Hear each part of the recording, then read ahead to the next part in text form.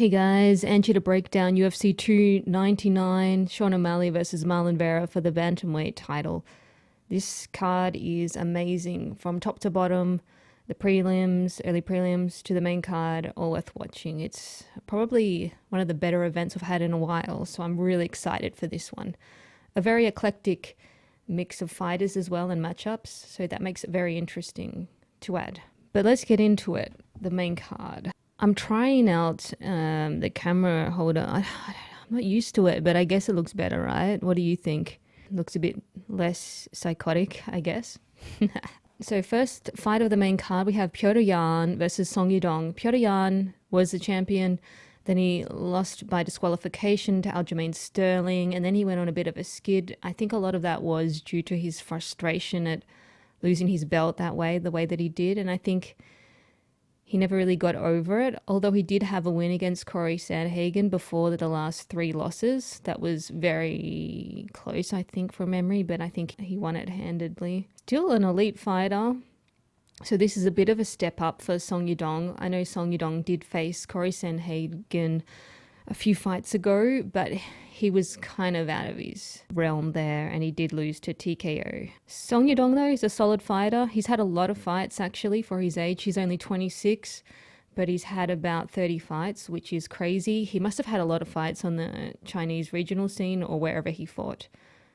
He's a solid fighter, though, and he still has a lot of room for improvement. But I kind of wonder, given the amount of fights he's already had, how far he can go. So I do believe this is a step up for him, even though Petr Yan has had a few losses. But it'll be interesting to see what mentality Petr Yan comes in. He's had to overcome such a shit skid, and maybe it shouldn't have happened. Although his losses have aged very well. Merab Dvalishvili, Sean O'Malley, Aljamain Sterling. I mean, Sean O'Malley's the champion now, and he's starting off the card. I wonder how he feels about that. But it's an intriguing fight, because I want to see how level-headed Petr Yan is this week and how he deals with it. Their stats are pretty much equal. Song Yadong does have a lot of potential, though, so I wouldn't count him out entirely. But I am picking Yan to win via decision. I can't believe this is second up already. Oh my god. In my opinion, this should be the featured bout. Gilbert Burns versus Jack Della Maddalena. I'm really high on Jack Della. I know his last couple of fights have been a little more competitive, especially that fight with Basil Hafez was very close, and I even thought that maybe Basil should have won that one. However, there were a few circumstances around that. Jack Della, his opponent, Sean Brady, pulled out, I think, a few days before the fight. I think Jack Della had even cut weight, actually. And so I think he cut weight twice within 2 weeks, which is a big hindrance, especially for Jack, who is a very big welterweight, true welterweight. Gilbert Burns, on the other hand, he's more of a catchweight fighter. He's never really been big enough to win the belt at welterweight, to be perfectly honest. He's a very talented fighter. Too big for lightweight. If there was a catchweight belt, he probably would have held that belt, I think, at some time. There's rumours that there is a catchweight division in the cauldron or whatever you are in the mix. Oh God, sorry, I'm in a funny mood today. But yeah, Gilbert, he is a great fighter. He's only lost to the elites. He's 37, but he has been very busy, and he's accrued quite a few injuries as well. I know he's gone off and had some stem cell recovery and healing, but I'm not sure how well that'll help him in the overall fight. He is the best BJJ fighter, though, at welterweight, and he's very, very tough. So it'll be hard, I think, for Jack Della to get a finish. Gilbert, though, has been susceptible to jabs, like during that Usman title fight. Usman showed off the jab, and Jack Della is an amazing boxer, and I'm sure that he could do a similar thing to Gilbert. But I'm sure Gilbert has worked on reading the jabs maybe better, or Gilbert has improved since that fight, though, in all honesty. He had that very competitive fight with Khamzat Chimaev that he could have even won if it was scored differently. He's had a few losses, as he's been fighting quite often. His last fight he did lose to Belal Muhammad, but Belal Muhammad's a beast. He did win against Jorge Masvidal, and he did submit Neil Magny, but they're older fighters that are not really in their prime anymore. I still think Gilbert is a big test for Jack. Even though he is in the state that he is, he's maybe out of his prime and he's had those injuries, but he does have experience on his side and he is an elite fighter. He's he has been a top 5 fighter for so long. He's probably, was he ranked? I don't know right now off the top of my head, but I think it's still a test. Jack Della, on the other hand, he's only 27, which is insane. But he's shown a lot of maturity and championship mentality from a very early age. From the time I watched him in Eternal MMA, he just had this aura of being a champion. He's on a 14-fight win streak, so he did actually start his career on 2 losses, 0-2, and now he's just won 16. Maybe he's on a 16-fight win streak, sorry. Because I'm pretty sure he started off 0-2 and now he's won 16 in a row. Okay, my bad. Wow, that's pretty impressive. He's a switch dancer and he's an excellent boxer. He's in jiu-jitsu, he has a brown belt, and he's a much bigger guy. He's a true welterweight. He's got youth on his side. Yeah, like I said, it's a huge step up in competition, but it's a favourable matchup for him to win. And I think that's just because the striking that he has. I think Jack Della has enough maybe grappling defense to nullify any takedowns that Gilbert might want to do, because he's bigger as well, he might have a bit of edge there. So I am picking Jack to win. At first, when I heard this fight, I'm like, it might be a bit soon, but given that Gilbert has had a bit of a setback with his injuries, and given that he is 37 and a smaller man, I am favouring Jack to win this by decision. I need to calm down. I'm too hyped up. Oh my God. Okay. So this is the featured bout. Kevin Holland versus Michael Page from Bellator, the kickboxer. I don't actually know much about him, but I've seen a few of his highlights and I'm like, that's fun. Very similar guy to Kevin Holland in the fact that they like to have fun and be very creative and playful in their martial arts. So this is going to be really interesting to see. Michael Page is a little bit older though, 5 years older, which might give him a little bit of a disadvantage, might be a bit slower. Michael Page does have some submissions on his record, so he does have a bit of grappling there. I'm not sure to what level. Kevin Holland, yeah, like I said, similar striker. The thing about Kevin Holland is that is he going to show up to play or is he going to show up to win a fight? Because I think they're 2 different modes for Kevin Holland. So if he's going to turn up just to have fun and fluff around, then maybe he will be susceptible to maybe losing this fight just because of the way that he behaved with Wonderboy Thompson. But having said that, I think we'll get a very competitive, intriguing, fun fight. So I can see why it is the featured. Yeah, Kevin Holland, even though he's 31, he has had a lot of fights, he's had 35 fights, and he fights very often too, just like Gilbert, so that could be a bit of a hindrance. The fight with Jack Della, though, even though it is a split decision, I did think Jack did edge that one out to win, maybe a unanimous decision, but it was still close enough, I guess. The main thing, looking at these guys, they're pretty equal physically, both 6'3", very long. However, Kevin Holland does have a significant reach advantage there.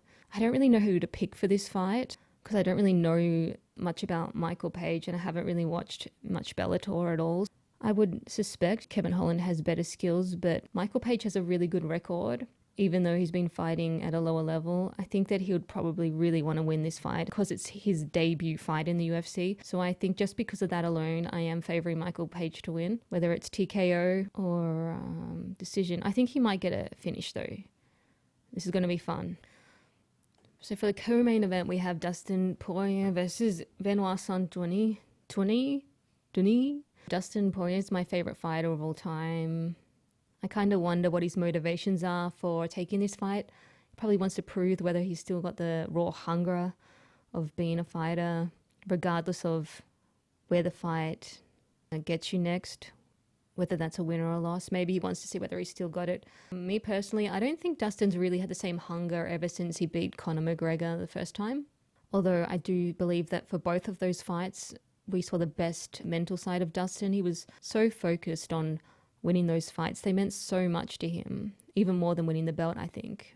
When he's in that mindset, I think he is the best in the world when he's in that mindset. And I think for Oliveira beat him fair and square, but I think Dustin wasn't his best. He was a little bit fatigued. Like Oliveira was fatigued when he fought Islam. I could go on and on. I'm not making excuses, but I do believe that there is a lot to that, being mentally fatigued. I think Dustin, I think once you reach the biggest win of your career, it must be so hard to get the same hunger and need and desire. Also, Dustin's been through the wars and it's showing now. And he's spoken about retirement after the Oliveira fight. He said he was planning to retire then. So I kind of wonder why he's continuing to fight. There was a bit of incentive there for the BMF title with Justin Gaethje, but I don't really think it was truly enough for him. And if he really thought that he was going to win that fight against Gaethje, regarding where they're both at, he must have been disillusional to some extent. So maybe he's trying to figure out where he's at. You know, I love Dustin. I really recommend watching Fightville, the documentary, if you haven't seen it. It's featuring him when he was still on the regional scene. It really shows you how hard it is just to get into the UFC and even be a successful fighter. So I usually watch that every time Dustin fights. But for some reason, I'm not really excited about this fight, just because I do think that there's a lot of ways Dustin can win, actually, especially because Benoit, even though he's a big, strong lightweight, I think because he is a southpaw, I think that does play into Dustin's advantage. Benoit obviously had that head kick win off Matt Frivola. That was from the southpaw stance. Gaethje got Dustin from the orthodox stance of that head kick KO. So I think Dustin has fights better against southpaws sometimes when it comes to striking defense, and I think Dustin will be able to control it. I don't really know whether Son 20 can switch stance. I don't know how well he fights against other southpaws either, but he is dangerous. But the fact that he is a southpaw fighter, I think, is safer for Dustin. Coffee. Okay, so let's break this down. Dustin Poirier is plus 165. I mean, it makes sense because he did get KO'd by Gaethje, and everyone was surprised to see this fight announced just because Dustin said he was only interested in big fights. So, yeah, I just really feel like he's trying to test the waters, see whether he still got it. Benoit minus 195. Benoit is a good fighter. Obviously hasn't fought the same competition. He's had a lot less fights. He's only had 14 professional fights. He is talented, though. He was in the armed forces for 5 years, so he is a killer. He's very switched on. He makes really good decisions in the fight. He is massive for lightweight, though. He's fought up at middleweight before, and I think he's only been at lightweight for a couple of years, so I wonder how economical that will be for him long term. I wonder how big that weight cut is. I think he'll be very dangerous maybe in the first round, but yeah, I know this is always the way the story is told. If Dustin can survive the first round, then I think he'll win. I think Dustin will be a lot more cautious coming off that KO. I think Dustin will have all the ingredients in place to defend. It's really a matter of what he's doing here, but Dustin is the kind of guy that once he goes into adversity, goes through really bad adversity, he comes back even stronger. He's never lost twice in a row, and he says that and he stays true to it. He loves to take punishment as well, which is sometimes an advantage, sometimes not. Like in a fight, he doesn't mind getting hit sometimes, but he probably needs to be a bit more careful now that he's a bit older and he's taken more damage. He's a black belt in BJJ, been around a long time now. He's the best fighter in the world when he's switched on, but that's when he really wants to win with all his heart and soul against Conor kind of thing. But he is coming out of his prime, so he's probably going to be a little bit disadvantaged in some areas.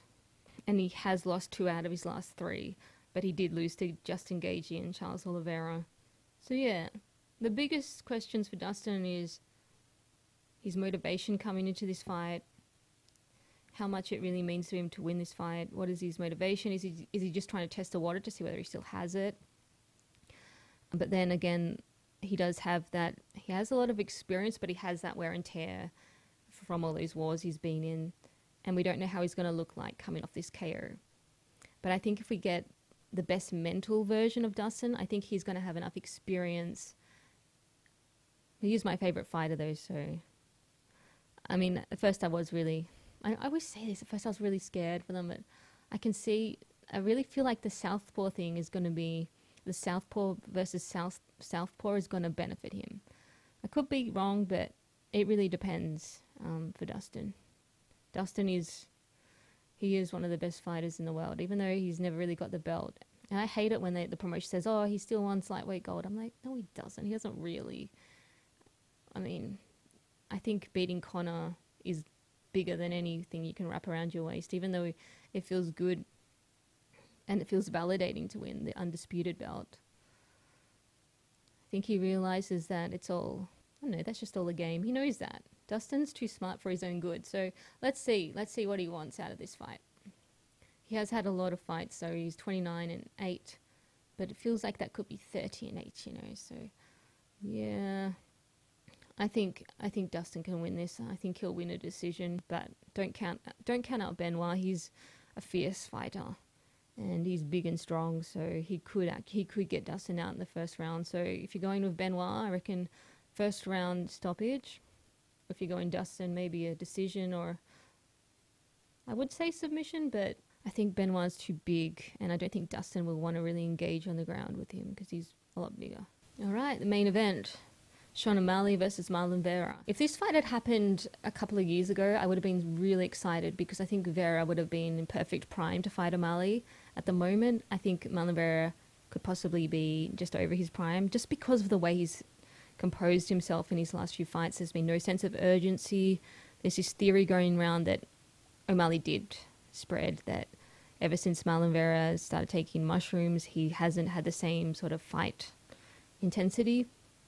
Vera's also had a lot of fights. He's had about 30 and he's been around a while. He's very content. He's just bought a nice big house. He seems really happy. Does he have the same hunger?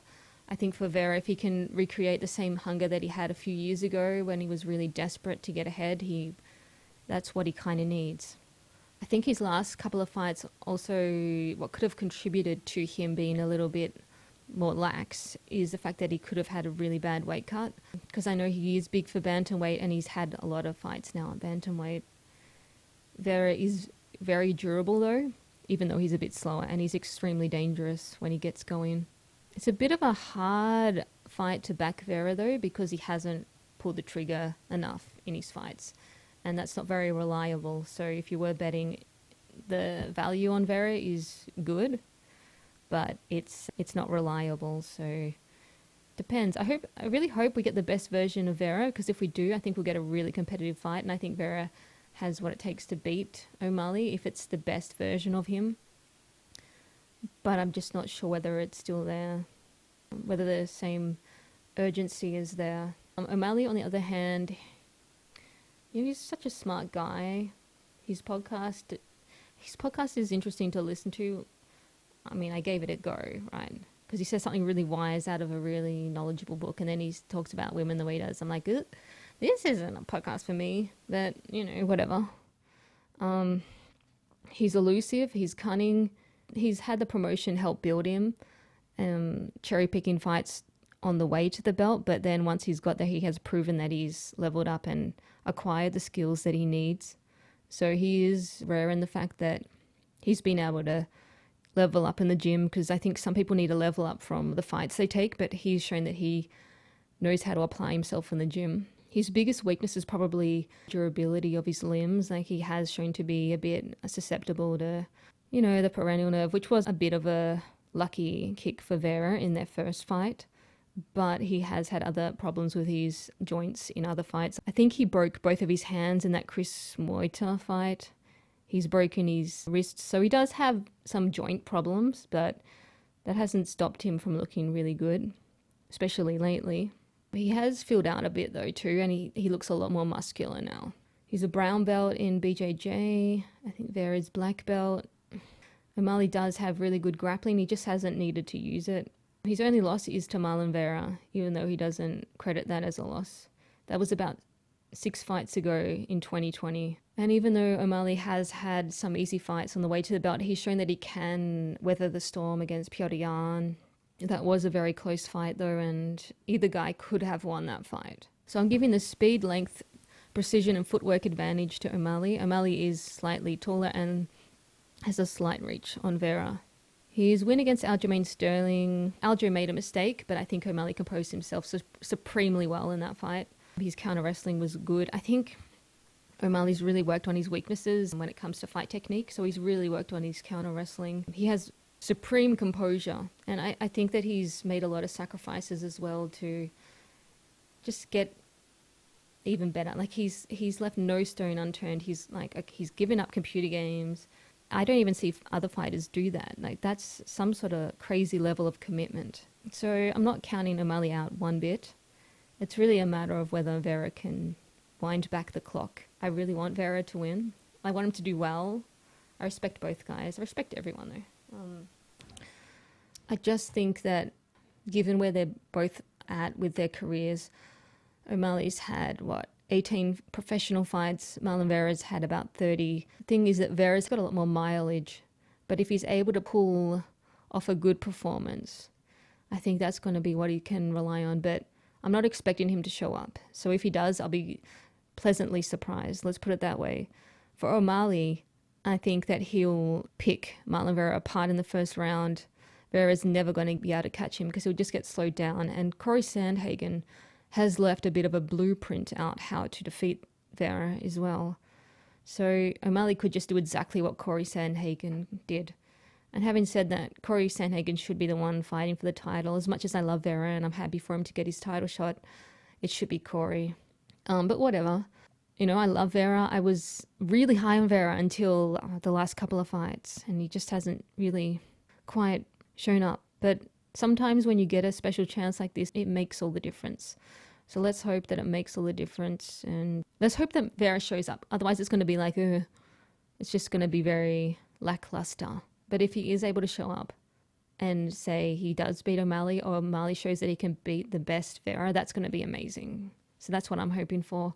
But at this moment in time, I am picking O'Malley to win, possibly by decision, because I think Marlon's really hard to finish. I think O'Malley would just pick him apart and, you know, piece him up and slow him down before he can get going. So that's my pick. Yeah. Thanks for coming back. That's about it for now. Thanks for all the support and all the comments. And enjoy the fights. And I'll see you around the traps.